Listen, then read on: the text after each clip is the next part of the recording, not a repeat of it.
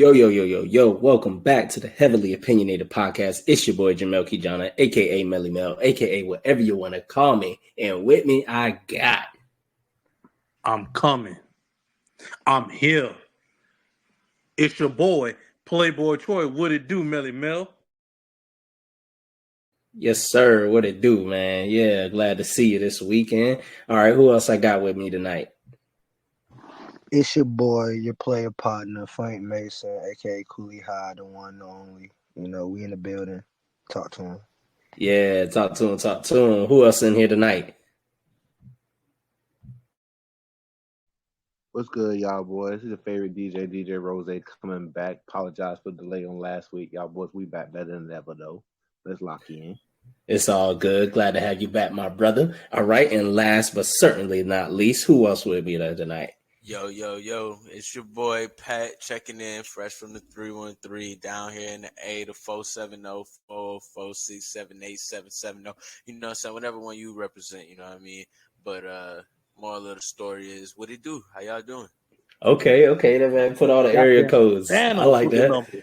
Hey, he went and put the whole pin code in the motherfucker. You know what I'm saying? Hey, I had to let them niggas know because I'm gonna tell you now, I ain't really from the A. You know what I'm saying? So I'm a red on my neck. Hey, that is yeah, we know. We already know Platinum P from the 313. Yeah. You know what I'm saying? So I just gotta respectfully check in with everybody and make sure they know that they are noted. And you know what I'm saying? They are thought of. That's all. Yeah, most definitely. Got to shout out to the whole A. Out of the way. Yeah, got it. Shout out to the A though, man. Shout out to the A. All right, so let's get into it, man. This past weekend was the first weekend of college football, and it was an interesting weekend. Me personally, I'm gonna let y'all know right now before the season start. I have been a Florida Gator fan for almost 20 years, and this was the first year I actually said I do not think we will win the national championship. Usually every year I have this weird delusional fantasy that, you know what, we gonna get it together this year.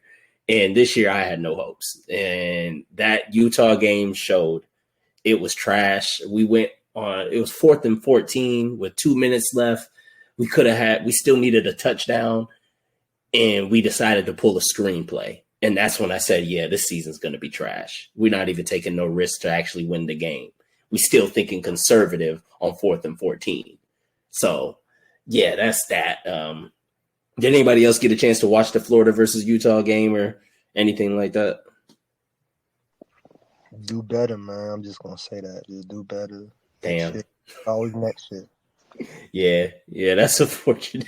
I don't know. It's going to take a lot. I don't want to be one of them delusional fans that go straight to fire the coach, but be honest with you, Billy Napier, get it together, man. Yeah, that I don't know what that play call was. I don't know the personnel. I don't know what you got going on. We still committing penalties. Like we don't know the rules of the game. Yeah, I saw that. I watched some of the highlights. Y'all definitely played like a sloppy game. Y'all had like a crucial throw down, or it might have been a 4th down conversion right at the goal line, and y'all had a false start. Matter of fact, it was 4th down. Y'all had a false start. It knocked y'all out, and then y'all sacked. I know what you're talking about. Yep, we had a lot of drive killing penalties, holding, false start. It's just dumb stuff that you got to get together, and that was a really big opportunity, but we'll have to see.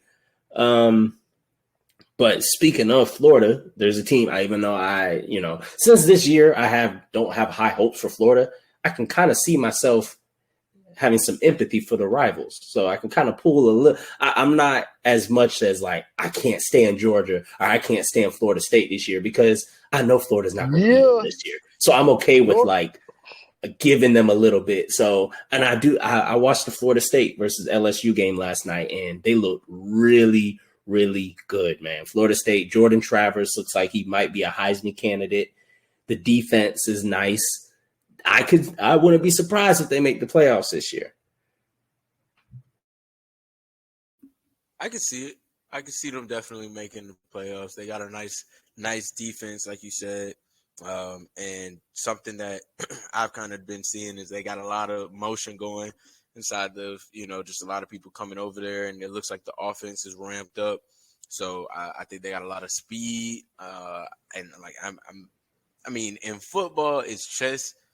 And I really think if your defense can stop the other team from scoring, you are at a better advantage already. And then if your offense can score, then you won. You won the game. And I think that they have that caliber of a team. Yeah, they do. They always keep some good running backs, whether it be Dalvin Cook from the past. I think Devontae Freeman went to Florida State. And this guy they got now is pretty solid. That receiver had some really nice catches. He was number 14. I think he might do well in the league. But, yeah, the offense looked good. Defense looked good. And, hey, I wouldn't be surprised. I could see a possible playoff with Florida State, Ohio State. I'll go Georgia and USC, Southern Cal. I mean, Ohio State still got to get past the reigning champs, honestly. So, respectfully though, let's just mention whom was there last year over who was there. And not to say recency bias, because I will say over the past few years, you know what I'm saying, who has been there, not just, you know what I mean? That's all I got to say about that. While they had the number 2 quarterback, or the drafted number 2 quarterback. You know what I mean? Okay. I did watch Ohio State's game against whatever team it was, and that new quarterback struggled a little bit, but I think just the experience with Marvin Harrison Jr., the number 2 kid at receiver is like, I don't want to mispronounce his name, but he's pretty nice. They always keep a top caliber running back. Yeah. So I think the weapons around that quarterback will be able to keep him afloat into the good rankings. And I think they're already highly ranked as well. And I've noticed that a lot of times. Yeah, I'm about to say, I've noticed that a lot of times because Ohio State got in last year, even though they lost to Michigan, they got in because they were at a 2 when they lost, and they only dropped to 4. I mean, they dropped to 5, and then the 4 spot lost because it was USC. They lost. They couldn't win the Pac-12. So it's like, Ohio State, I would say they get in based off of politics this year, not based off of dominance. I feel like the teams that'll dominate will probably be Florida State. They'll probably dominate the ACC. Georgia will probably dominate the SEC this year. And then USC, I think this year they will dominate the Pac-12. Their last year in the Pac-12. So what about the Big Ten? I mean, you dancing around because Ohio's in the Big Ten. I don't think Ohio State is going to dominate. Well, yeah. Okay, Ohio State and Michigan. Ohio State and Michigan will dominate, and then it'll come down to that last game. It's going to be a repeat of last year. Who is ranked higher? Well, right now Michigan's 2. So let's say we were in the bowl games last year. Ohio got in the mix into the playoffs because, like you said, they're ranking, but we were in the playoffs as well. Yeah, y'all made the playoffs because you won the conference, right? Because you beat conference. Yeah. So I think Ohio State takes the conference this year. I think Ohio State takes the conference. Okay, we'll have to see. It'll all boil down to that last game anyway. Because I think our defense is still at a high level. Well, we had already lost Aiden, and our defense is still. Thank you, Frank. I heard you. We are looking good. You know what I'm saying? And I ain't saying thank you because it's a compliment to them boys. Because I'm just saying it because I want it to be recognized. But I think our defense is still looking really good from last year. Our offense, we literally have a lot of literally the exact same team for the most part. Yeah, offensively. Side. Yeah, you did bring back. It's like I think that camaraderie and coming up short. I mean, we all know how it feels in sports, bro. You come up short when you can go back together with those same group of guys, and you look left, you look right. It might be 2 or 3, 3 new people, but those same group. It's like I'm gonna go the extra mile this time because last time I didn't, and I don't know if I'm gonna have the next time that I can. You know what I mean, type of thing. So, I think that. But Pat, let me ask you this question: y'all always seem to get in the position, top 4 in the playoffs, and y'all always seem to, get put out. Like, how do you respond to that when people ask you? You like your team, Michigan State. We see the potential first game, but like Ohio State, they've been there. They always in the mix, and Facts. They coming with that defense, and they always have stellar talent on offense. Like, so I think so. So first, it's University of Michigan, but but for this, like, so it's always been a rivalry, right? There's always been there, and Ohio in football for the most part has ran that rivalry. Honestly, like it's noted. You look at the stats, but over the past few years, since we got John Harbaugh back in there, or Jim Harbaugh back in there, where we've been able to really like cultivate and change things for the organizations. Like you said, though, we do always get there, and then it's like, damn, like what happens? And I think the reason for that is it's still new. It's still fresh to the guys. You gotta understand, like a lot of, so for example, Rich Paul was that sounds cool, but when you at that level, let me finish talking, please. Let me finish talking. Because to your point, I think I was gonna answer that, because you're saying when you're at that level, you got to be able to do. And I didn't let you finish, but when they're college players. They're not pro players. And I was about to allude to pro players. We've seen pro players reach that level. And Rich Paul asked, how many times did you make it to the playoffs? So 4 players, 3 of them were lottery. 1 of them was Gilbert Arenas, who changed the game. And out of those 4 players, they've only been two times. 2 times, and that was Kenyon Martin. Right. That was Kenyon Martin who made it. And the reason why I'm saying that is because it's not easy. It's not easy to win, and especially the way that college sports is set up. It's set up one loss is over with. So well, depending how good you are. It's not 2 losses it's over. No, you can get 1 losses. Okay, 2 losses it's over. There's never been a 2 loss. That's crazy. That's crazy. It is, because you play 12 games. Yeah, you can go through the whole NBA Finals, and it's 16 games at least at bare minimum. But you have the opportunity where there's 4 levels and it's 7, so it's 28 games of opportunity. Yeah, you see what I'm saying? Yeah. Like, so that's crazy to think about. So that's why I say it's a little too soon for us to just ride them off. But sports is what have you done for me lately? So I can't act like Jim Harbaugh is going to be here for forever. The reason why I say that is only because I will admit I'm a little bit biased, but when Kobe Smart went to Georgia, like we went straight to the national championship, lost to Bama, but then the next year we beat them in the national championship, then we win. But Georgia was always there, though. Georgia was in the position that Michigan is in right now. No.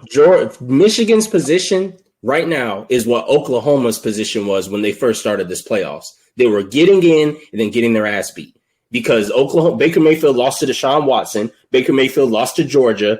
Kyler Murray lost to Alabama. Oklahoma kept losing in the first round of the playoffs year in and year out. And that's what Michigan's done the past 2 years straight. This past year, they lost to TCU. Then the year before that, they lost to Georgia. So it's like you've been in the playoffs 2 years in a row and lost, and you getting dominated. Look at who we're losing to. We're not getting dominated by just the average Joes. We're getting dominated by the guys who go to play for the natties. Like that. TCU went and played for a natty. He played for a natty last. They didn't play. They didn't show up for a national championship. It doesn't. They didn't show up.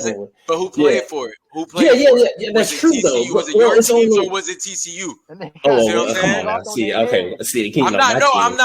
I'm not sending shots because it was the same thing with my team. I'm not disrespecting them. I'm respecting the thing because it's like it wasn't my team. They beat mine. You know what I'm saying? So I gotta respect them. I can't. I'm comparing it to Oklahoma because Oklahoma there was a time where Oklahoma, when the playoffs first started, they got in like 3 years in a row and couldn't get to the championship game. And that's what I'm looking at Michigan, where it's like, this could be your 3rd year in a row. You got to get to that championship game because next year they'll expand the playoffs to 8 teams. And now it's like, okay, what's your excuse now for losing in the first round? You know what I'm saying? Now it's like, okay, you lose in the first round and the team goes on to win the championship. So it's like, okay, yeah, that's cool. You made it to the top 4, but that's all there was is 4. But when there's 8 and you keep losing in that first round, it's like, okay, come on now. You can't even at least get to the second. So we'll have to see about it. But I do like the offense. I like Corum, but you only got him for 1 more year because I thought he was going to leave. But he's going to leave this year so he could be the top running back because you had Bijan. And who was the other running back that went? Jahmyr Gibbs went to Detroit. So it's like you had other running backs come out this year. I think he could be the number 1 back that comes out. And, hey, I ain't mad at that. That's way more money. You know, that's top 10 money instead And of you got a top chance to go 25 get a money. natty. Yeah, and this is your better chance because that quarterback, he's got another year under his belt, and I think Right. he's going to be nice too. I can't remember. It's like JJ McCarthy. That's what it is. Mhm. He's nice. So we'll see about Michigan. I just don't know if they can. I think what's going to take us over the hump is the head coaching change. And it's the strength of schedule. Y'all got. That's the problem too. You guys, your biggest we don't game, play your shit biggest game until- is your final game in November. and then It's in after November, that, yeah. and It's like- that doesn't help as a team when all from August until late November you play nobody, and then late November up until January you actually play your best football. No room for no mistakes, Facts. or that's it. And That doesn't help at all. But it's going to help because now USC and UCLA will be in the Big Ten, so that'll add some beef But to I your will schedule. say this. I'm gonna say this though, because I don't know the way the schedules are set up. Let me ask you this though: do you think that it was strategically set up that way to put them in the opportunities? Because before, like I said, They said it's TV. They said it's money. They said a lot of them are saying it's money, and they're saying USC wanted to make the move so they could get more prestige and like have better ranked wins. Yeah, I don't think it's more about that. Michigan. I don't think it's more about Michigan or Ohio State. No, I wasn't asking about that part yet. I was asking more so about Michigan specific, asking about their schedule layout. No. Their schedule. I'm referring to their conference. I'm referring to the conference is just weak. Yeah, that's kind of what I'm saying because there's a lot of other teams that play outside of their conferences, and they'll play against teams that are higher or better teams. I see what you're saying. But as a coach, I want to stack my odds, so I'm gonna play against the teams that aren't that good so we can be good. But then it's like, well, we still got to play these level of teams. Ohio State is in our conference. We can't run away from that at all. Let's make sure that we have that, but we're going to play it right before we go into the playoffs because that's going to be our challenging game. We'll get our guys ready to go. And then, I'm just saying, do you think that was the ideology behind it? Because to the points of what we're making, like they were struggling before, I think so because you look at because when you have conference, I think you have to do 9 out of your 12 games have to be conference. So you got 3 games outside of your conference that you can play, and they choose to play some cupcake schools, and There's nothing wrong with that. There's nothing wrong with that, but you every now and then you do have to play one of those to test yourself. Alabama did it that one year with USC. They did it one year with USC. They whooped them, and then they went back to saying, see, this is why we only schedule cupcakes because it don't matter. We're going to beat whoever. And also, too, when they play them cupcake teams, like that reflect your strength of schedule. So that's another way they measure like the brackets for the playoffs, like your strength of schedule. Like, who are you playing? The reason why Georgia always in the mix, you said earlier before, cause bro, we gonna play Bama, we gonna play LSU, we gonna play South Carolina, we're gonna play Florida. Yeah, they play all those, and that's the thing with Michigan. Michigan went undefeated. I ain't gonna lie, you right because they end up playing like Florida in like 3 weeks type shit. So with the SEC West, that's out of conference technically because it's two. It's like it's a conference, but then 2 divisions. Yeah. You play like you play your whole division and then like a few in the other division. Yeah, and it alternates between the different teams on the other side year to year.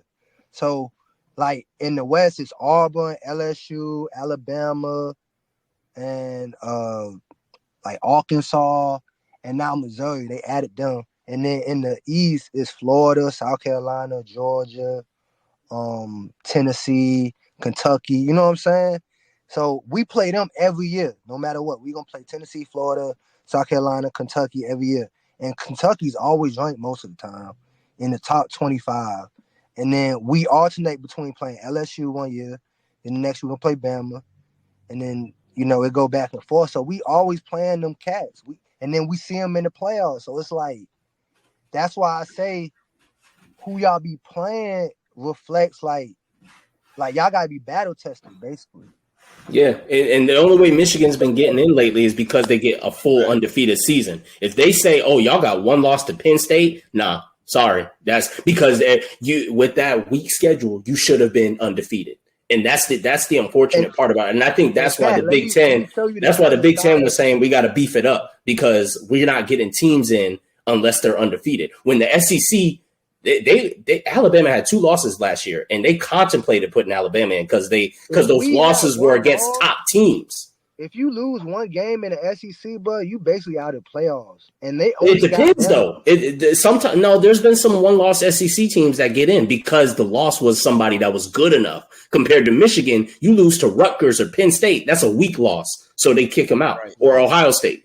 But Michigan, Alabama, let's just say they lose to Tennessee. They lost to Tennessee last year, but Tennessee was a top 10 team, so it's like, it's not a bad loss. It's one that they can shrug off.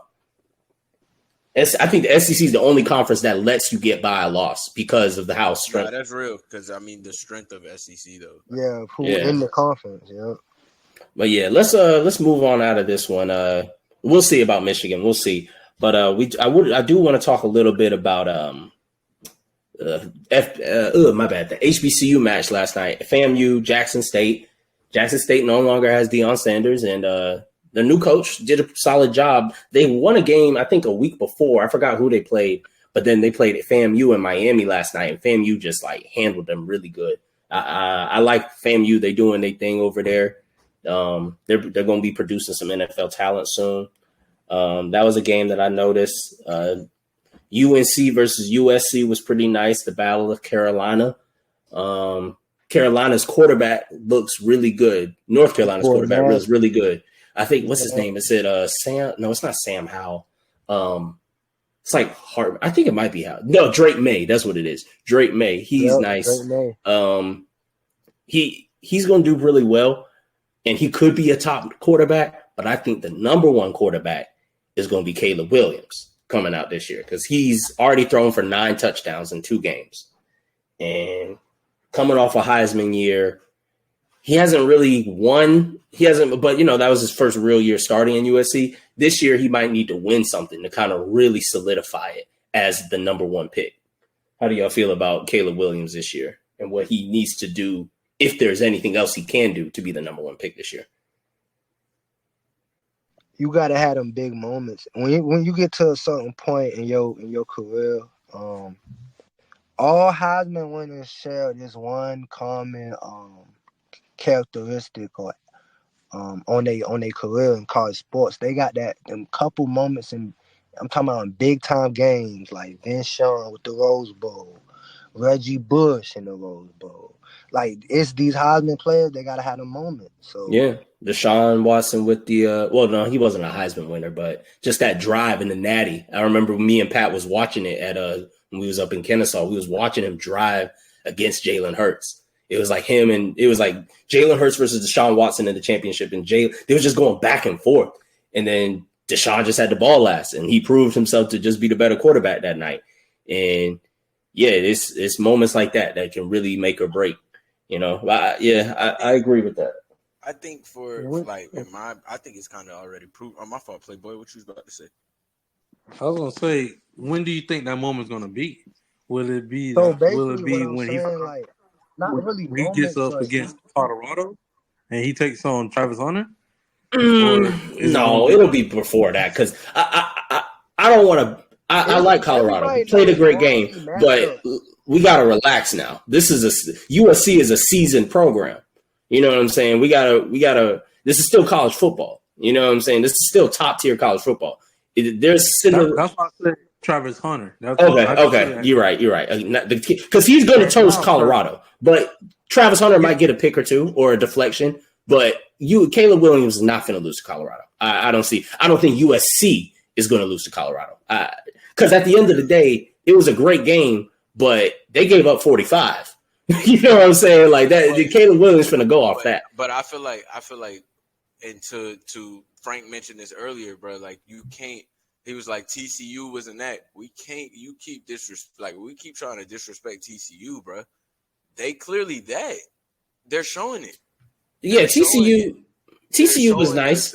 So they didn't give up 45 because I thought about that too. But remember Colorado? They don't have no defensive line. Did they even win? What did they even win last year? Like, no, they were like 2. They were like 2-8. They were not that well. So they've been struggling to go from 2-8.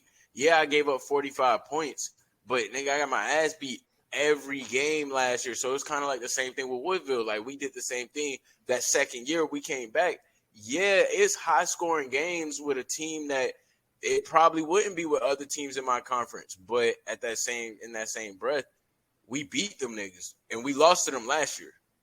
You know what I mean? So we got to respect Colorado, but we also Okay. got to start putting some notice on TCU and stop just disrespecting them. See, the But problem- No. I'm not disrespecting them. No. I'm saying I'm comparing Colorado's defense to what Caleb Williams can do to a defense like that. That's what I'm saying. I'm not trying to disrespect TCU because they are, even though they have a different quarterback, they lost some talent to the NFL and just graduations overall.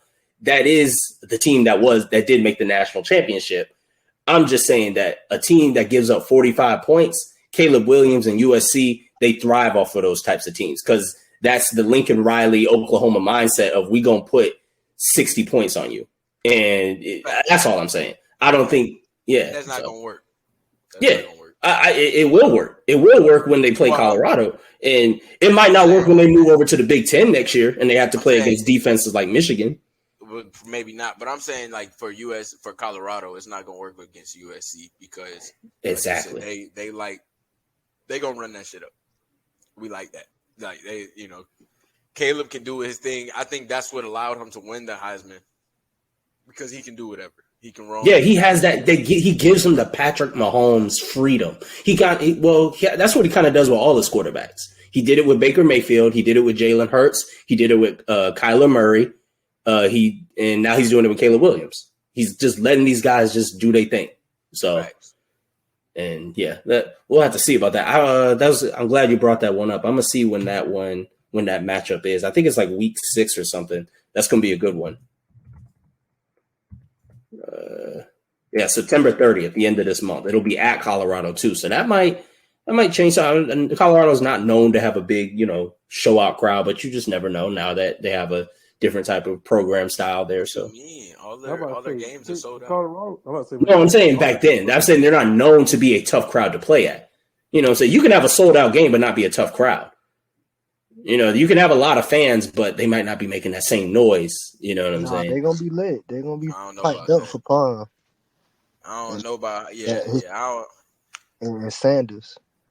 Yeah, I ain't never heard of like Frank said, they gonna be lit, bro. Because I ain't never heard of a team having a sellout game. Like your whole season sold out.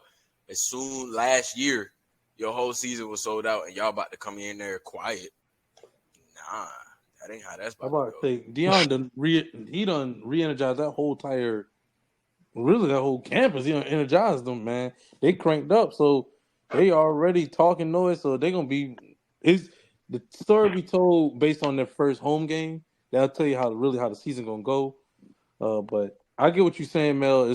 It's a difference when like Clemson, their crowds they're known to be rowdy. Yeah, like I'm comparing it to like SEC type. The swamp, like Florida has like maybe 90,000. Florida has 90 football though. No, Florida has like maybe 90,000 seats. But Michigan, let me tell you this. Let me tell you, Michigan has the most seats. They have 106,000. But when you think of hardest place to play in, you think of LSU, think of Alabama. You don't really think. I'm not saying Michigan is the easy place to play, but that's not the first place. So I'm saying you can have a lot of people in the seats. You can have a lot of people in the seats, but it's that's different. Football, you got to understand. To your point, if I'm playing in the Pac-12 and I go to all these places, and you're right, it's not okay. Yeah, I'll give you that. Might be, but now I go here and it is. I think Colorado might be the toughest place in the Pac-12 this year. I could say that in between them and USC and UCLA because of where they are. But I think it may be Oregon. Well, maybe not Oregon as much anymore. Oregon used to be really tough. Like, think about us. We would go places.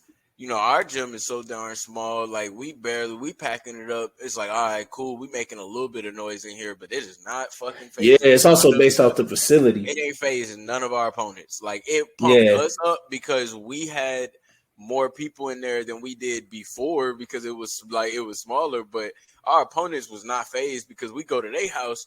Nigga, Calvary know our name when we had the free throw line and shit. Like, you went to Bartlett. Yeah, they're like, oh shoot. We're talking about Calvary High School. It's a high school. It's a prep high school in Savannah, Georgia, where we play high school ball in.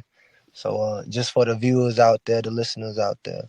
Facts. Yeah, gotta Down let there them in know. Savannah, so like you say, they knowing our name, bro. We go to Beach, bro. I ain't gonna even lie to you. I remember our first game in Beach old gym, bro. That gym was packed, and they only had half of the thing open.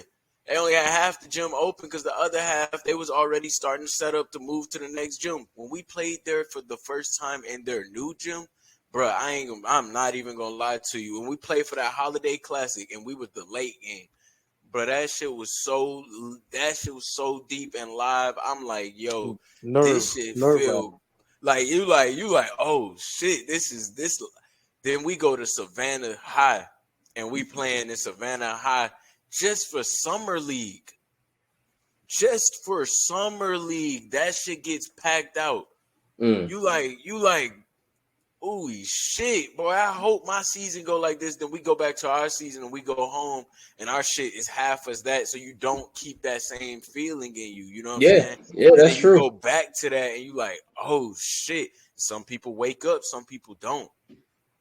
Yeah, that's how it is, and that's why I'm saying Colorado's never been known, because I wouldn't say they've been trashed forever. They won a championship in the 90s, but like I would say in our lifetime, maybe like 2000s, they've had a few decent seasons, a few like some little above 500, a good bowl game every now and then.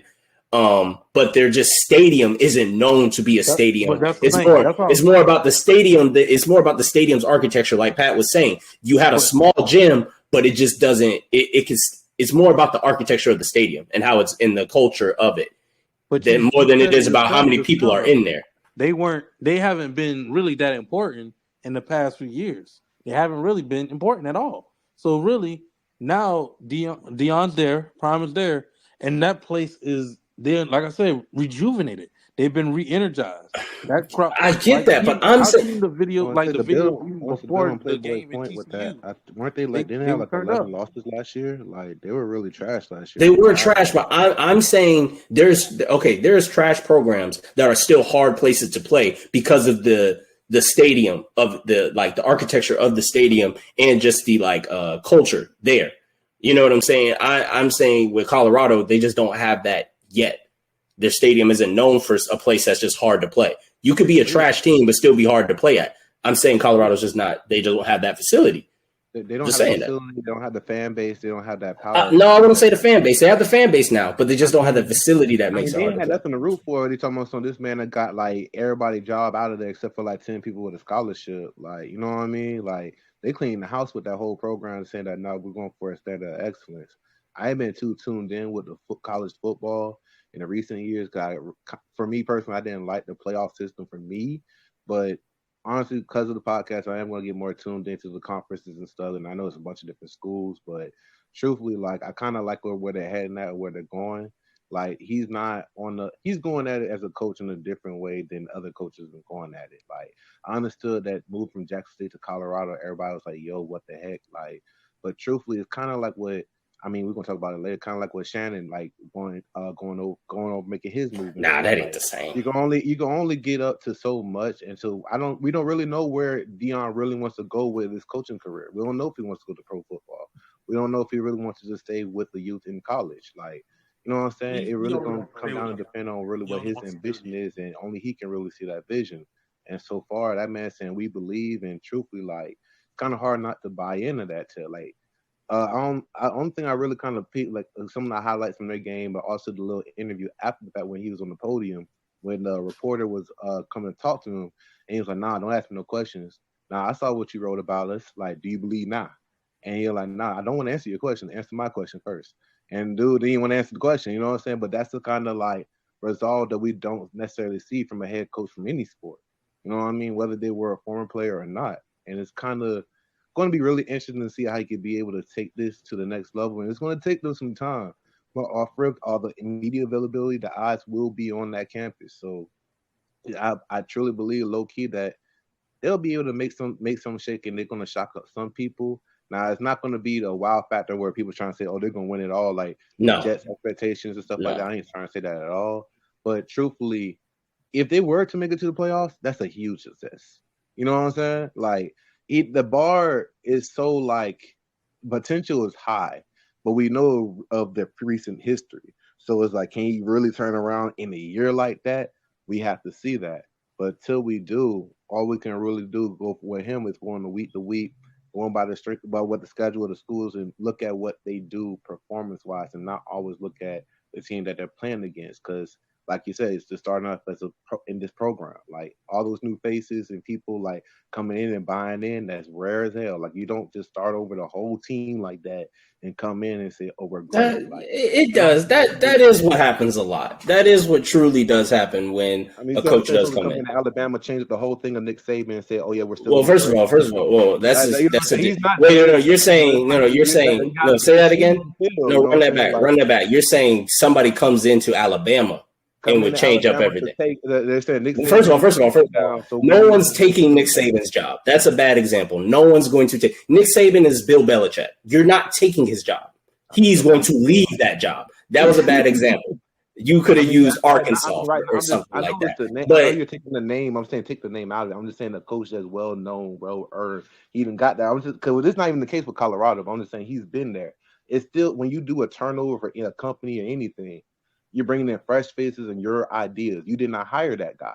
So yeah, you did a great thing, but hey, you're not really my guy. You know what I'm saying? yeah, that happens. That's what I'm saying. What he's doing, what he did in Colorado isn't anything new. He just made it more vocal. He was more vocal about it. That happens every time. Every time there's a coaching change, everybody, if I'm a coach who runs the option offense and I'm going to a team that threw the ball all day, I'm firing everybody on that offense because I'm like, that's not, y'all don't get with my program. Everybody get up out of here. All these other players who were used to catching the ball but don't know how to block because we run the ball, get up out of here, transfer or cut, lose your scholarship. That happens all the time. That wasn't anything new. That's just part of the game. And it's different now because the transfer portal is more open. So now these players can easily just come on in. He can bring his players over. That happens with a bunch of situations. It happened easily with Caleb Williams and USC. A bunch of Oklahoma players went over to USC with him when Lincoln Riley left. So true, but it's not 40-some players on the team that transferred. They got new faces in. We only got the 10 guys from the same team last year. And those guys don't even know the system that we're implementing this year. You know what I mean? Like it's not like an argument, but it's just like I'm just saying, like in the moment, like especially as young 20-year-olds and you're being dropped into athletics and being an athlete in any sport, like you need a sense of culture and sense of camaraderie, something to hold on to, especially when you got the bright lights on you. And it's going to be really apparent, especially if any kink happens in the armor, we're going to see that. People are going to highlight that. But if they were to work through the season and we could see the progression and growth, then it will be like, dang, okay, that was an amazing job. Like, I don't really feel like the pastor feel like, oh, they got to win immediately just to make this a success. I don't think that's the case. I just think him because he didn't around, get players drafted. That would be able to get him the highlight. But yeah, that's all I really, want to say on that. I get what you're saying, Rose. Because I mean, you're basically saying like we haven't seen it where a lot of coaches come in and a lot of coaches overhaul a team. We haven't seen that a lot where a coach just overhaul a whole entire team and basically got rid of everybody that fast and started making a successful. Because so far they've already had a better season than they did last year. No, that's real. That's real. And I ain't gonna hold. I haven't really been tapped in at all. But honestly, when I first heard about them playing TCU, I was like, "Ooh, that's tough." You know what I'm saying? Like we're gonna see how that. Like, I didn't watch it myself, but going into it, I'm like, "Dang, it didn't work." Like, they didn't work. They number 2 last year. They lost last year. I know it was a bad wax, but they still made it there. And that's still out of respect. So it's kind of like, yeah, and they only won 2 games last season, so they already halfway. Yeah. So it's like that's what I'm saying. It's day. already a successful season, no matter what. Already, it's night and day. And the quarterback play, Sanders is playing. He was dropping back, technician, taking what the defense give him. He didn't force anything. He didn't play like a redshirt freshman. He played like a straight vet. Like, oh yeah, I've been here before. Drop that all, take 3 yards, stay ahead of the chains, first down. Oh, and then he dropping bombs. He taking the shots. And he's a very accurate quarterback and he's athletic. But the thing I like about him is he's athletic but he's always scanning the field. He's not putting his head down and saying, "Oh, I'm just gonna go for it." So, like, I just think they gonna be more successful than people think. I think back to what Kenneth said about the interview, where he was like, answer my question first. He was hearing all the headlines. He been hearing all the talk. He been hearing. You gotta think this prime time Dion, baby. He been hearing all the barbershop talk. Them boys ready to play. They just don't got no defensive line. That's why they got 40 dropped on them. And that's what I got to say. Yeah, that for that defensive line. Yeah, once you improve that, you know that can take you places. That can get you a national championship right there. Improve that D line, he's got it. You know, he'll, especially with USC and UCLA leaving the Pac-12. I'm gonna say it here first. This heavily opinionated, baby. They get a line, they gonna win a championship. Remember? All right, yeah. So let's go ahead and get into the segments, man. Najee, go ahead and tell them boys what is the wrestling match of the week. Yo, it's your boy Playboy Troy here with the wrestling match of the week. Right here, we got my boys, the Creed brothers, representing Diamond Mine, taking on the Dyads, Rick Fowler, and I forgot my other man's name. I just went blank. This is on NXT on Tuesdays on USA Network. Right there, they're having a cage match. Basically, the story behind it is the Dyad, which is the bald-headed dude, and the long-haired dude. They're trying to get, and the two guys that are outside the ring, the lady and the man with outside the ring, they're trying to get rid of the Creed brothers because the Creed brothers are a dominant tag team in that division, and they're trying to get rid of them. And they're a cult. They're basically like a cult that's basically saying everybody should be united and friends. There should be no like enemies or anything like that. Everybody's all one root under one tree. So basically, they just go out there and they just basically tear the house down. There's a part in the match where my man Brutus, who's the bigger Creed brother, comes in and he rips the cage door off the hinges, and he gets into the match because they end up getting him out of the match. But they end up going out there tearing down the house. Probably the best cage matches that I've seen in a while. The Creed brothers is just a great young tag team. You see right there, two men carried on their shoulders with the Brutus ball come flying in. Man, I'm telling you, the Creed brothers are just two great athletes, and they put them boys away. It was a great 15-minute match that you boys should go check out on NXT on USA at 8 o'clock Eastern Time, 5 o'clock Central Time on Tuesdays. It's some of the best young action that you're going to ever see. But with that being said, I'm going to go ahead and kick it over to my boy, Melly Mel, with the soccer goal of the week. Another week. Messi and his team, they just keep putting these crazy astronomical goals. And I watch soccer every day, and it's just, I wanted to do one of the goals from Crystal Palace, from Eze, and then this dude one-upped it. I also saw a goal earlier from Sunderland. I think it was Sunderland or Southampton. I think it was Sunderland. Sunderland had played Southampton, and I was like, those are okay. But then this dude, Fares, or I can't even pronounce the dude's name. Honestly, he hasn't played that much at all. I think this was his debut for Inter Miami as well. But his goal that he did was amazing, just off a sliding goal. You'll see it right here. I think Jordi Alba sets it up with the nice through ball, and the dude just slides and kicks it in the corner, just like, what? I've never seen anything like that. Very nice goal. Miami's just on a hot streak, man. It looks like he might be able to get them into the playoffs if they keep playing like this, man. And this was against LAFC, the reigning champions of MLS, and they were able to do this to them. And I think they won like 4-1 or 3-1. But either way, just an amazing goal. I wish they had different angles of it, but it's all good. You could see it kind of like that. Basically, he just simple pass to him, and Buddy says, I'm not going to be able to get this ball, so my best option is just slide right now and take the shot. And he was, I wouldn't say it was luck. It's got to be skill with that, because you don't just know how to do that. You got to practice that type of shot right there. So it was a nice shot. Yeah, that's pretty much the goal of the week. Be on the lookout still for more Inter Miami as they try to get into the playoffs this month. I know Messi's going to be leaving soon for international play at some point this month. So that might delay them. Hopefully they can keep going while he's gone and misses a few matches.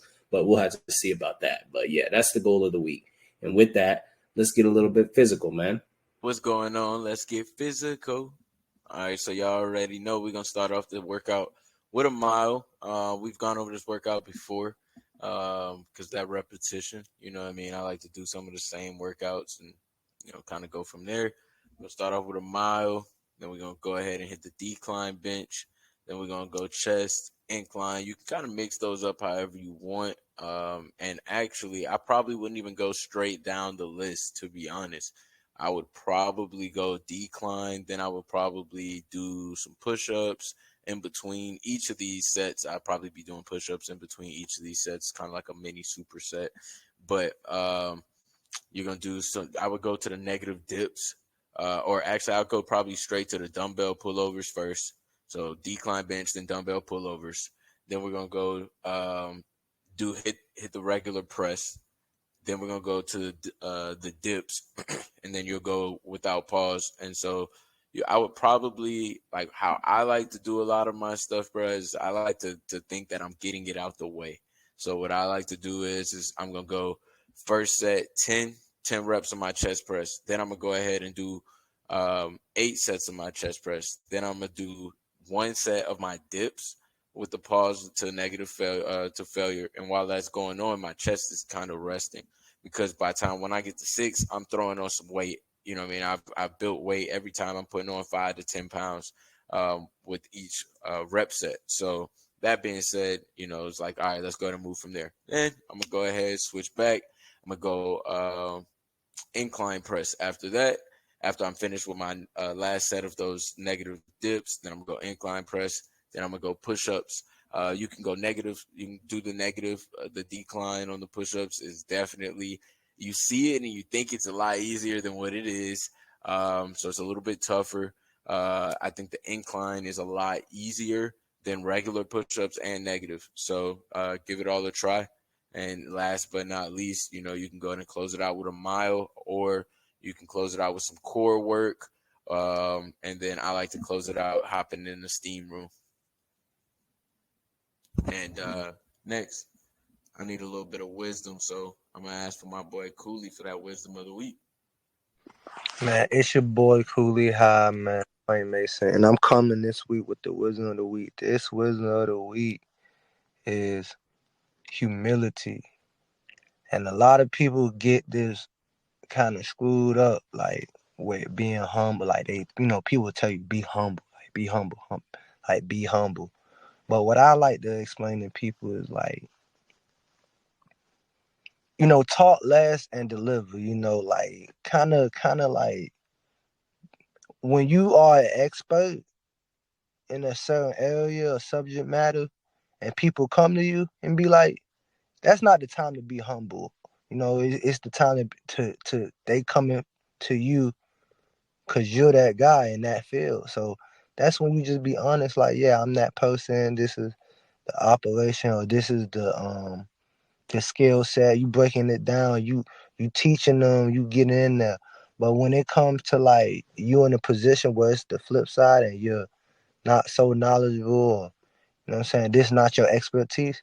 That's where I feel like humility come in. Like the guy to go to. Like, all right, this the guy for this the guy for that.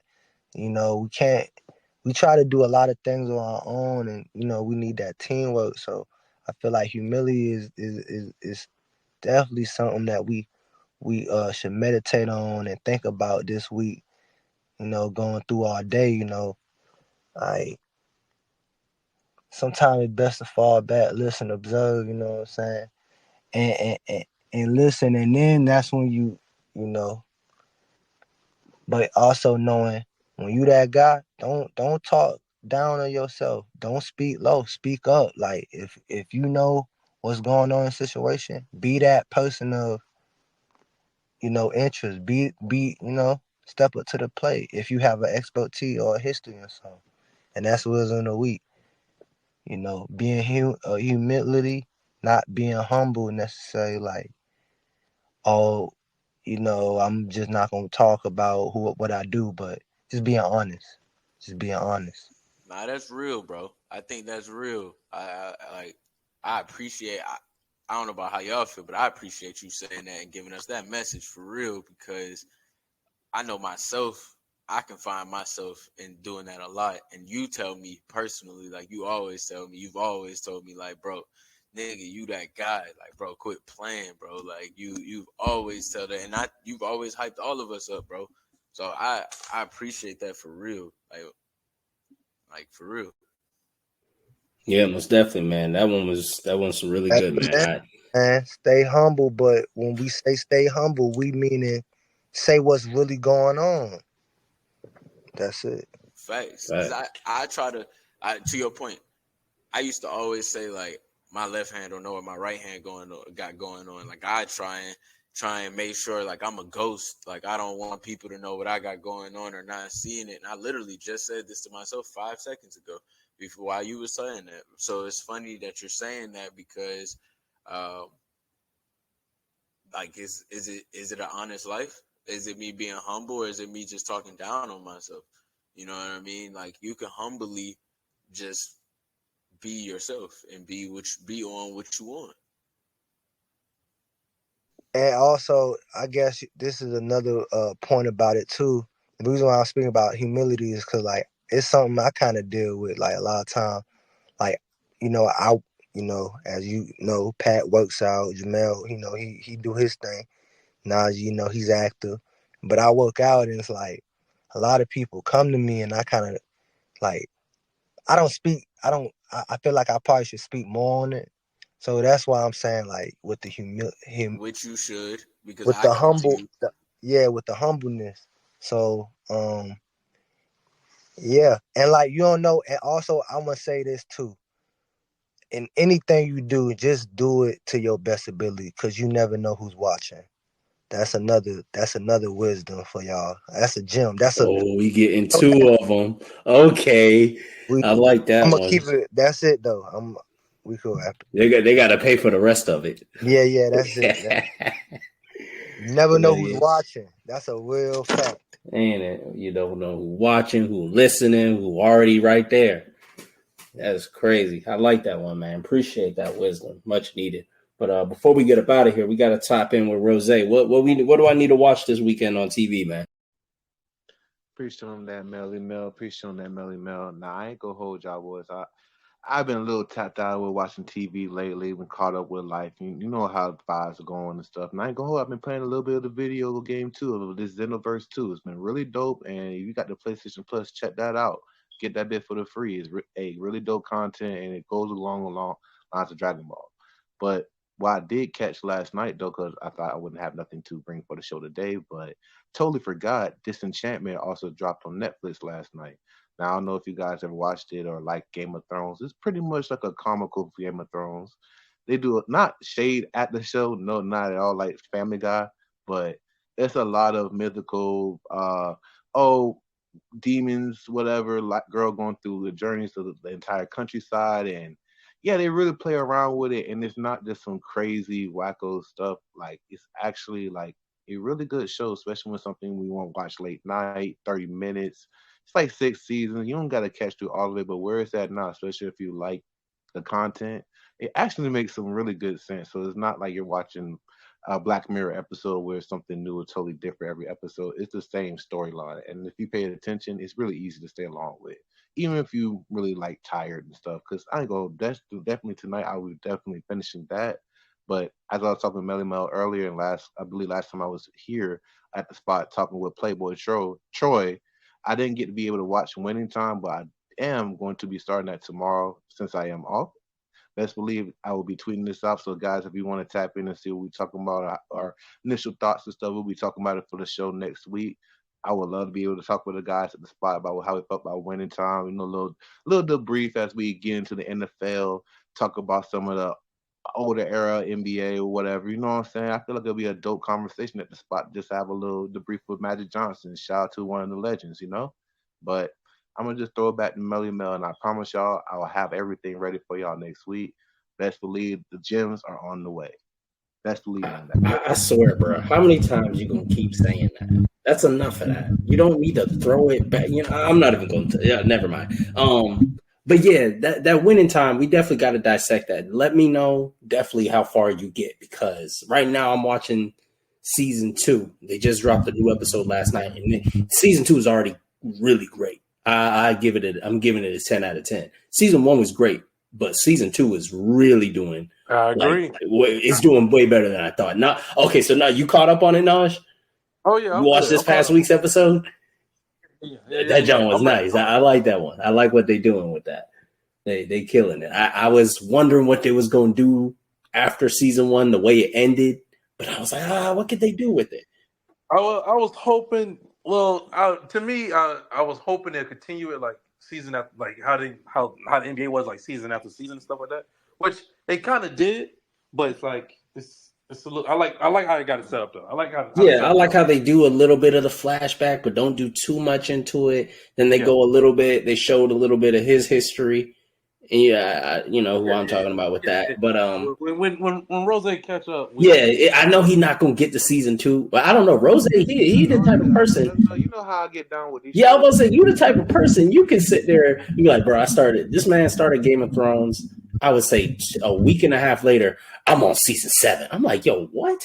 I'm like, what? It took me almost half a year to get through the show. I'm like, okay. So yeah, he gonna get through it. This is my problem. I don't like to just wait for the next week for the next show to come out. Like that's all dope. Yeah. But season 2 is halfway through, so I just have in the background for while I'm doing some other stuff. But sometimes I'm at work and stuff. You know, I'm at to find a little downtime. But man, bro, I know what Kenneth. Once Kenneth down the rabbit hole, it's over with. Once he go down that rabbit hole, it's over with. He binging. Yeah. I'm a binger too. If you give me the time, if I have the free time to binge, I will. Yeah, so I binged something earlier this week, but yeah.